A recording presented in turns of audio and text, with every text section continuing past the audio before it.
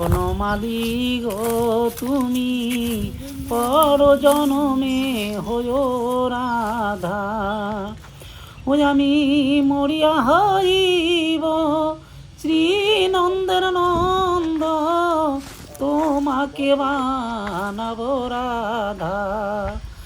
বনমালী গো তুমি পর জনমে হয়ো রাধা। पोथी पढ़ पढ़ जग मुआ, पंडित भया न कोय, ढाई आखर प्रेम का पढ़े सो पंडित होए। ज्ञानी वही है जो प्रेम के महत्व को समझे। प्रेम मानव के प्रति, जीवन के प्रति, ईश्वर के प्रति और सभी के प्रति हो सकता है। प्रेम में सारे विकार तिरोहित हो जाते हैं। आत्मा एक निष्ठ भाव से परमात्मा से मिल जाती है, उसे सारा ज्ञान प्राप्त हो जाता है। कहते भी हैं, अखत कहानी प्रेम की कछु कही न जाए, गूंगे केरी सरकरा खाए और मुस्काए। जैसे हम लहरों को नियंत्रित नहीं कर सकते हैं, वैसे ही हम प्रेम के बहाव को नियंत्रित नहीं कर सकते हैं। जहाँ अच्छा लगता है वहीं ये आगे की ओर बढ़ता है। जब इसे स्वीकार किया जाता है तब हमें अच्छा लगता है। बाल काल में ही माता जी को भगवत भक्ति के संस्कार जागृत होने लगे थे। बचपन से ही भगवान से प्रेम हो गया। 7 वर्ष की आयु में बैराग प्राप्त हो गया। माता जी बहुत ही संपन्न परिवार की बेटी रही हैं। सांसारिक भौतिक सुख सुविधाओं को छोड़कर भगवान के प्रेम में रंग गईं और माँ नर्मदा जी के तट पर बड़े आनंद से, बड़े प्रेम से भगवान के भजन एवं भक्ति के साथ साथ सेवा और परमार्थ का पुनीत कार्य भी कर रही हैं। आज हम वीडियो के माध्यम से माता जी के दर्शन कराने की एक छोटी सी कोशिश कर रहे हैं। नर्मदे हर। ও তুমি আমারি মতন কান্দিও কাঁদিও, কৃষ্ণ কৃষ্ণ নাম মুমেতে বলিও। ও তুমি বুঝিবে তখন নারীর কি বেদন, রাধারও প্রাণে কত ব্যথা। বনমালী গো তুমি পর জনমে হয়ো রাধা। বনমালী গো তুমি পর জনমে হয়ো রাধা। ও তুমি যায়ো কি না যায়ো ও যমুনার ঘাটে, না শুনিও কারুর বাধা। বনমালী গো তুমি পর জনমে হয়ো রাধা। বনমালী গো তুমি পর জনমে হয়ো রাধা। বনমালী গো তুমি পর জনমে হয়ো রাধা। माता जी नर्मदे हर।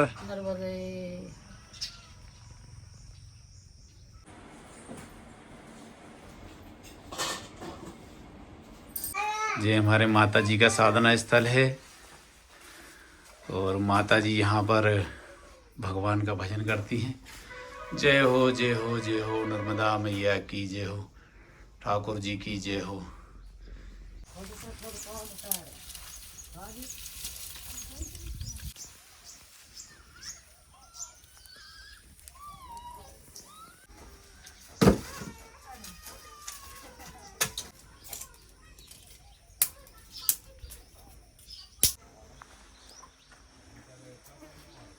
आज हम फिर माँ नर्मदा जी के तट पर माता जी की कुटिया में हैं, माता जी के आश्रम में हैं और यहीं से हम देखते हैं ये माँ नर्मदा जी के दर्शन होते हैं।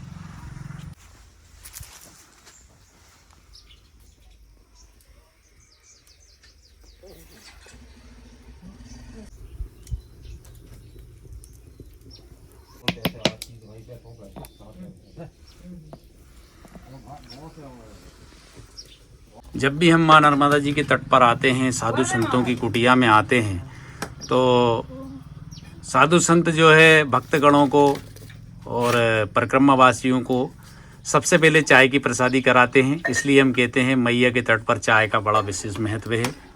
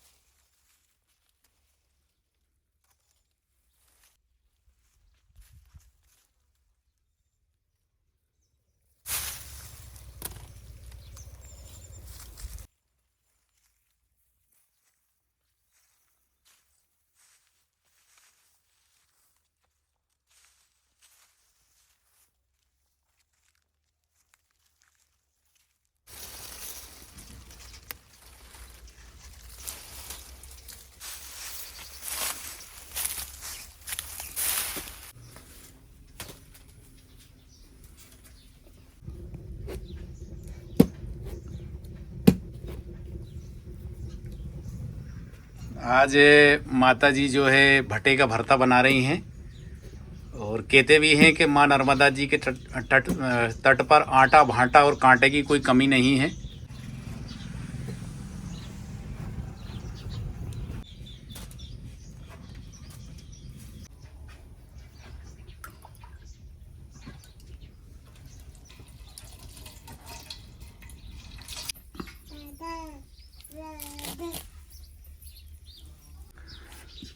मैया के तट पर हमें एक से एक सिद्ध साधु संतों के दर्शन होते हैं, बड़े बड़े तपस्वियों के दर्शन होते हैं और हमें सिद्ध माताजियों के भी दर्शन हो रहे हैं। कहते भी हैं कि कभी कोई व्यक्ति ऐसा काम कर देता है जिससे उसका नाम बड़ा हो जाता है। जन जन में वो इस तरह से घेरे बैठ जाते हैं कि कभी कभी लोग किसी खास मौके पर उनका उदाहरण देते रहते हैं। ऐसी हमारी माताजी हैं जानकी माता जी, जिनका नाम पूरे नर्मदा खंड में बड़े सम्मान के साथ लिया जाता है। एक सिद्ध साध्वी तपस्वी के रूप में उनका नाम लिया जाता है। आज हम बड़े सौभाग्यशाली हैं, या यूँ कहें कि आज बड़ी खुशी की बात है कि हमें माता जी के दर्शन हो रहे हैं। और हम तो और भी अधिक परम सौभाग्यशाली हैं कि माता जी के हाथ की आज हमें भोजन प्रसादी ग्रहण करने का मौका मिल रहा है और वीडियो के माध्यम से हमारे दर्शक गणों को भी माता जी के दर्शन हो रहे हैं।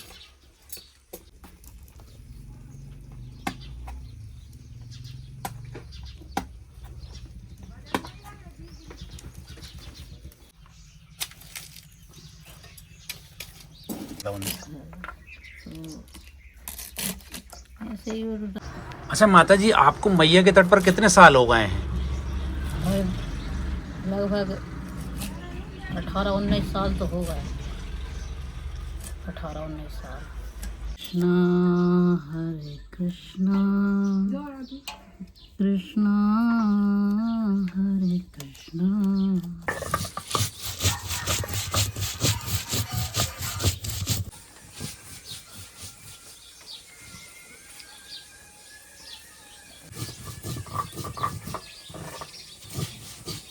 मेरी झोपड़ी के भाग आज जाग जाएंगे, राम आएंगे, राम आएंगे, आएंगे राम आएंगे। मेरी झोपड़ी के भाग आज जाग जाएंगे, राम आएंगे, राम आएंगे तो अंगना सजाऊंगी, दीप जला के दिवाली में मनाऊंगी। मेरे जिंदगी के सारे दुख मिट जाएंगे, राम आएंगे, मेरी झोंपड़ी के बाग आज जाग जाएंगे राम आएंगे।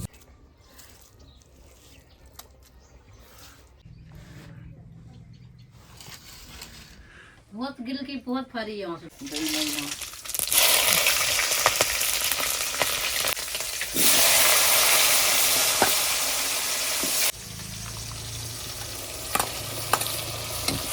रोग दोष सबसे दूर हो जाते दर्शन से और शांति मिलती है।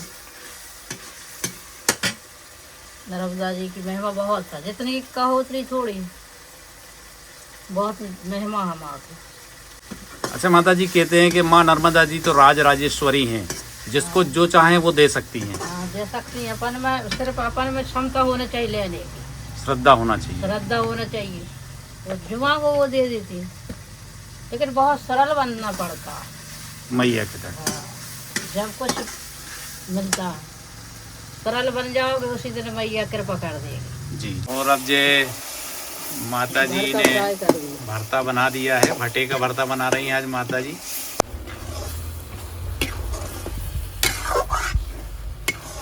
एक गॉड गिफ्ट है कि हमारी माता बहनें जो है भोजन बहुत ही स्वादिष्ट बनाती हैं।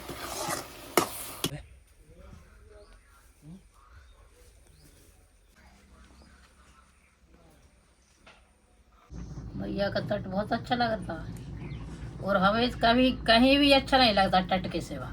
एक बहुत अनोखी शांति मिलती है तट पर, दुनिया के सारे मतलब टेंशन से सब चीज़ से यहाँ कोई वो नहीं रहता। नर्मदा जी के तट का इतना आनंद है, इतनी मैया में शक्ति है, और प्रभाव अलग रहता है उसका, अलग ही प्रभाव रहता है। अलग प्रभाव रहता है। एकदम शांत भगवान का चिंतन नर्मदा जी का करते रहो तट पे बैठे बैठे, कुछ फालतू मतलब वो नहीं आता मन में बेकार। एक ही वो तो अनुभूति अलग ही है नर्मदा जी के तट की, जो कहीं नहीं है।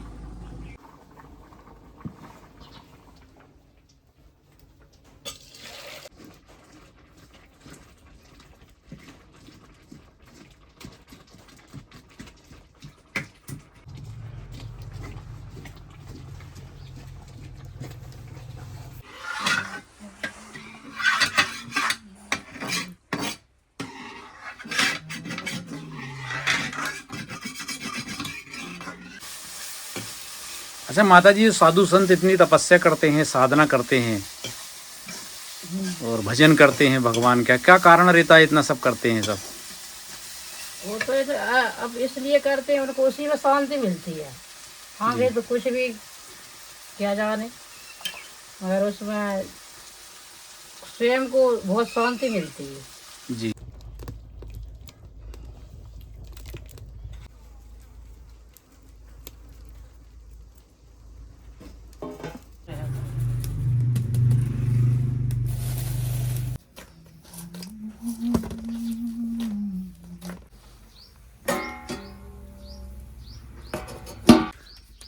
अब माता जी जो है हाथ के टिक्कड़ बना रही हैं, और कहते हैं कि माँ नर्मदा जी के तट पर टिक्कड़ खाने का आनंद ही कुछ और होता है।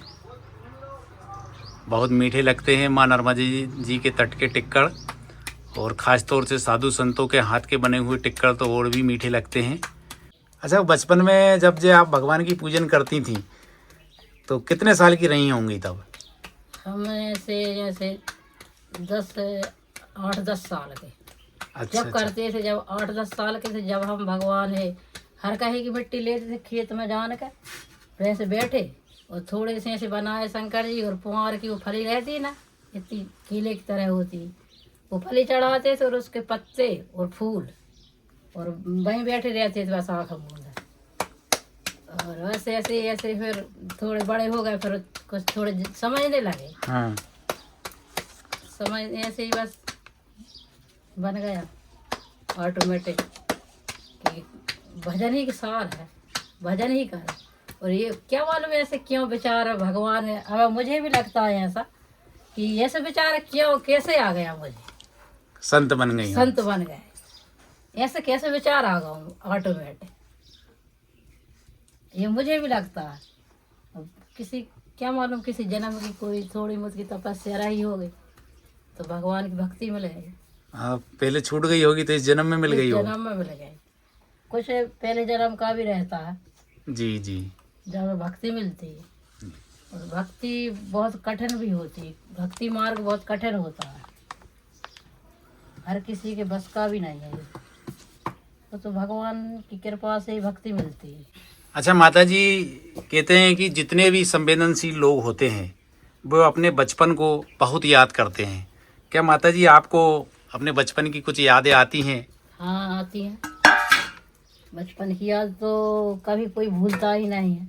बचपन तो एक बहुत ही अच्छा, बचपन जैसा तो कोई वो रहता ही नहीं है। माँ का प्रेम दुलार, पिताजी का, छोटे छोटे रहते तो सब वो आनंद ही अलग रहता है सब संसार से। जब मतलब छोटे- माँ बाप की याद अभी भी आती है? हाँ आती है कभी कभी।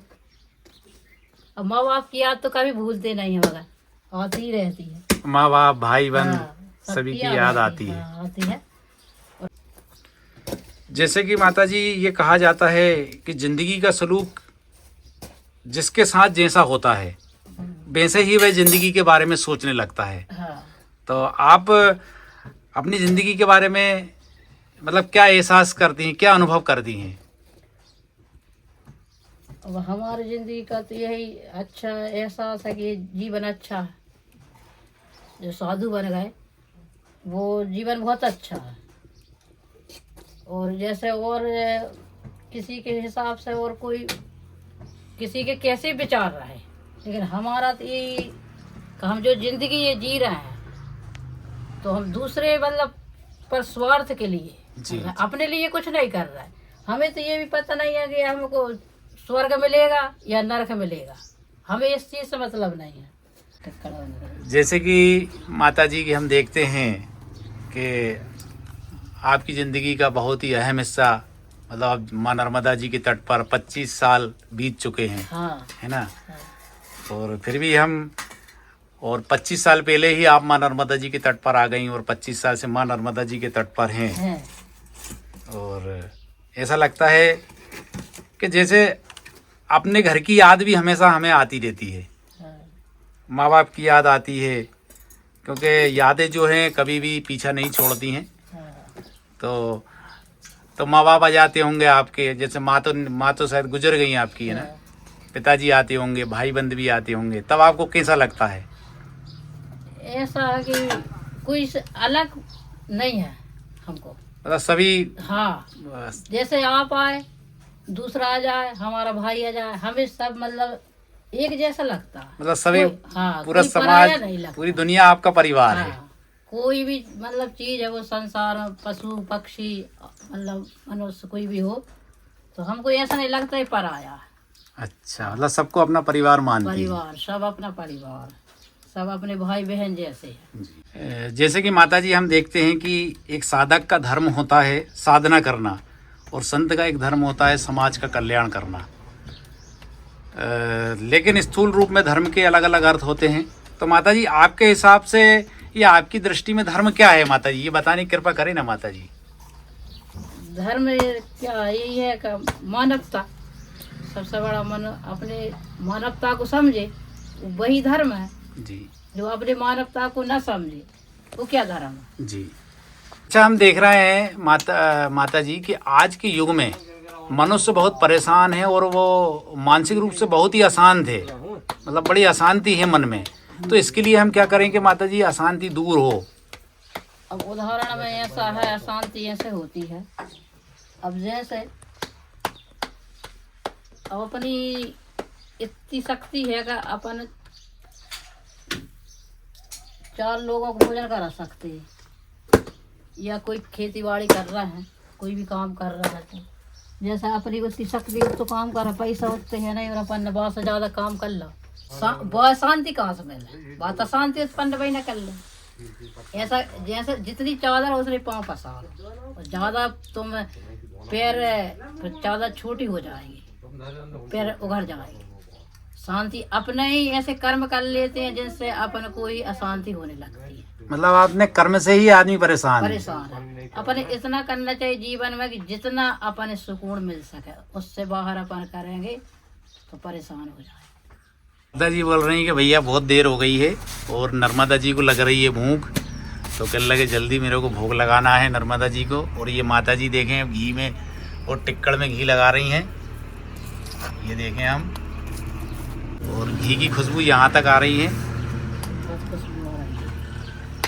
माता बहनों के हाथ के टिक्कड़ का स्वाद अलग ही होता है, और जब माता बहनें हमारी साधु संत हों तो और भी अधिक स्वाद बढ़ जाता है।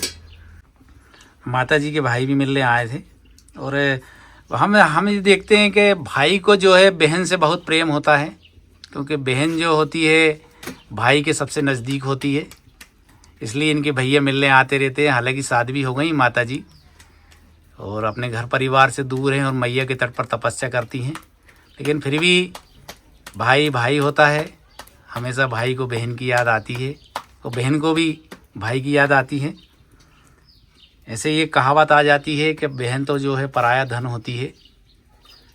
कहते भी हैं कि बहनें चुड़िया धूप की दूर गगन से आएं, हर आंगन मेहमान सी पकड़ो तो उड़ जाएं। बहन का प्रेम बहुत ही अपार प्रेम होता है, इसलिए भाई वगैरह आते रहते हैं मिलने। हाँ जी, आते रहते।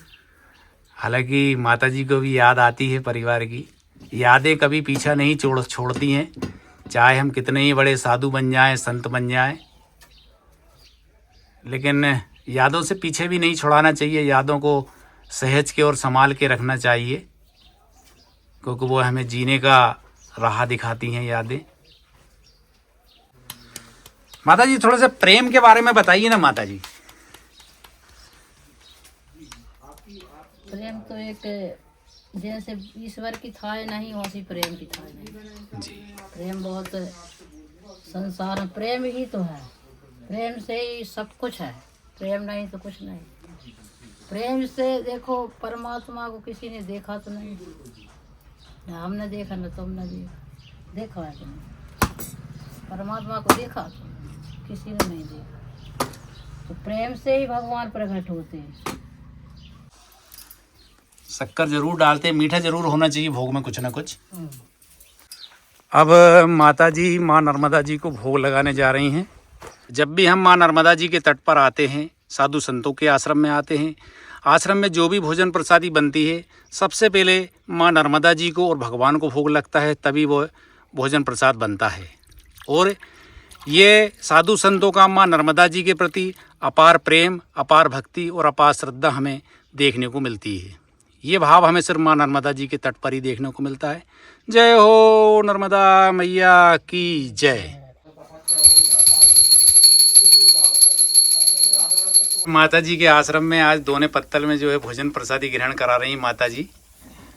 माता जी बोल रही हैं कि भाई के ये कदम के पेड़ की पत्तल हैं, और इस पर भगवान स्वयं श्री कृष्ण ने जो है बंसी बजाई थी कदम के पेड़ के ऊपर बैठकर। तो काफ़ी ज़्यादा पॉजिटिव एनर्जी रहती है इन पत्तों में, और कई प्रकार की बीमारियां दूर होती हैं इन पत्तों में भोजन ग्रहण करने से।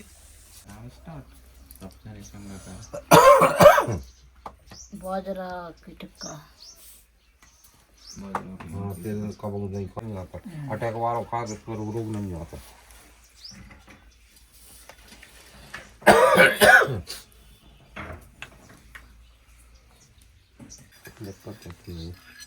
एक टाइम वहीं तो बाद में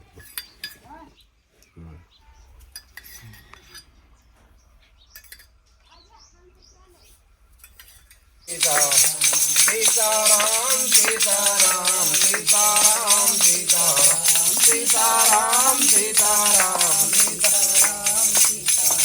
सीताराम सीताराम जय हो नर्मदा मैया की जय। हर हर नर्मदे हर। आज हमें माँ नर्मदा जी के तट पर मध्य प्रदेश के जिला रायसेन, तहसील उदयपुरा, ग्राम नरेना में माँ नर्मदा जी के बिल्कुल तट पर माता जी का आश्रम है। हमें माता जी के दर्शन हुए, और वीडियो के माध्यम से हमारे सभी दर्शकगणों को दर्शन हुए। हम सब धन्य हुए। माता जी आपको दंडवत प्रणाम। माता जी नर्मदे हर माता जी। नर्मदे हर। जय जगन्नाथ।